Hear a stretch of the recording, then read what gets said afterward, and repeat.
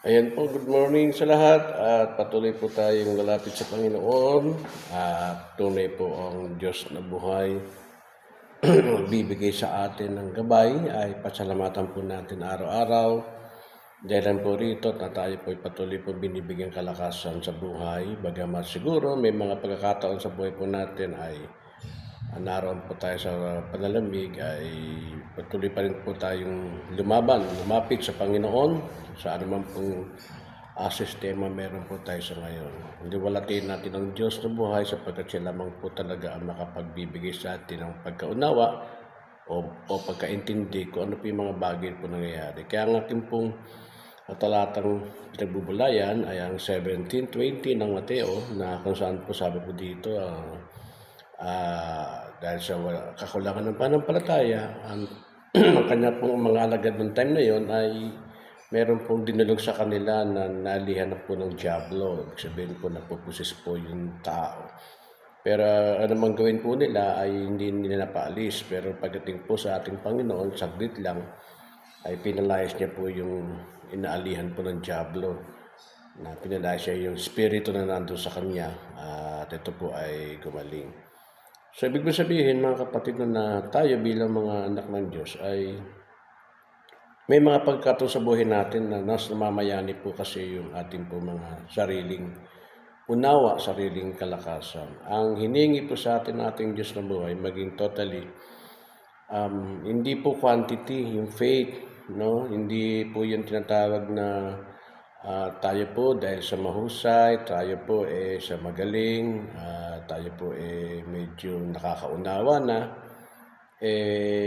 doon po tayo babaling yung pagkaunawa po natin. Bagamat maganda po sa salita ng Diyos, marami tayong alam sa anumang bagay, marami po tayong alam sa pananampalatayang pag-unawa, marami tayong alam. Kaya lang po, hindi po ang quantity po ang kailangan natin sa ating Panginoon. Dapat po quality of faith, yung kalidad po ng pananampalataya.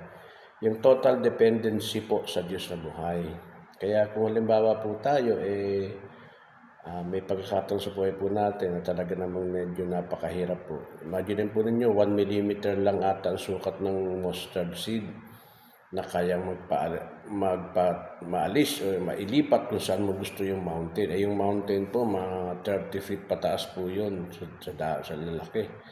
Kaya dito makita natin yung hinihingi ng Diyos po sa atin yung kalidad ng pananampalataya. Yung total na pagdepende po natin sa Kanya. Napakadali po magsabi na tayo po ay sumasampalataya. Napakadali lang po noon. At napakadali natin ipakita na tayo po ay may faith sa Diyos. Pero dapat po suriin po natin ang ating puso. Evaluate po natin palagi sa mga pagkakataong ito.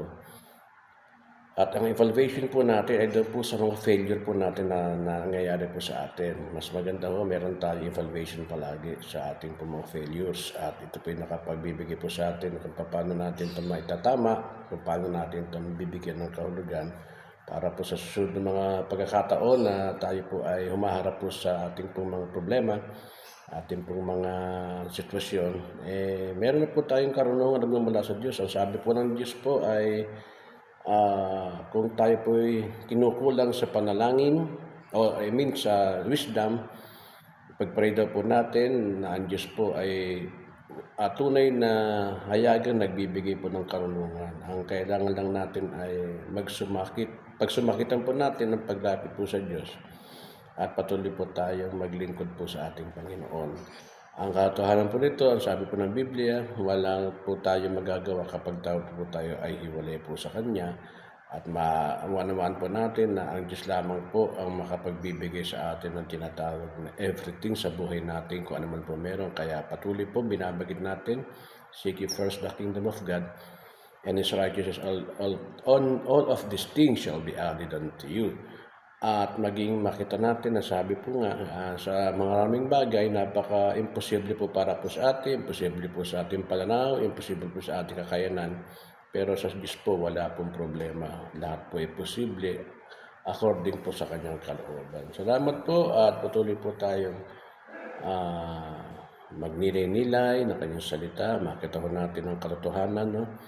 Na hindi po pamantayan sa buhay, yung pong kagalingan at yung kahusayan po. Ang pamantayan sa buhay, yung po paano mo kang nananampalataya, anong klaseng pananampalataya at pangunawa ang iyo pong binibigay sa Panginoon. Anong oras o anong pagkakataon o anong mga bagay sa buhay natin na kaya nating ibigay sa ating Panginoon. At anong bagay po na tayo po nagsusumakit na magpasakop po sa ating Diyos na buhay. At anong bagay po na kung saan po tayo po ay individually ay kaya natin isuko ang lahat ng mga bagay at ano pong bagay din naman ang ating pong nakikita sa ating mga failures ay ang Diyos po ay siyang tutulong at pupunan po yun ng ating Panginoong Kristo. Salamat po and good morning.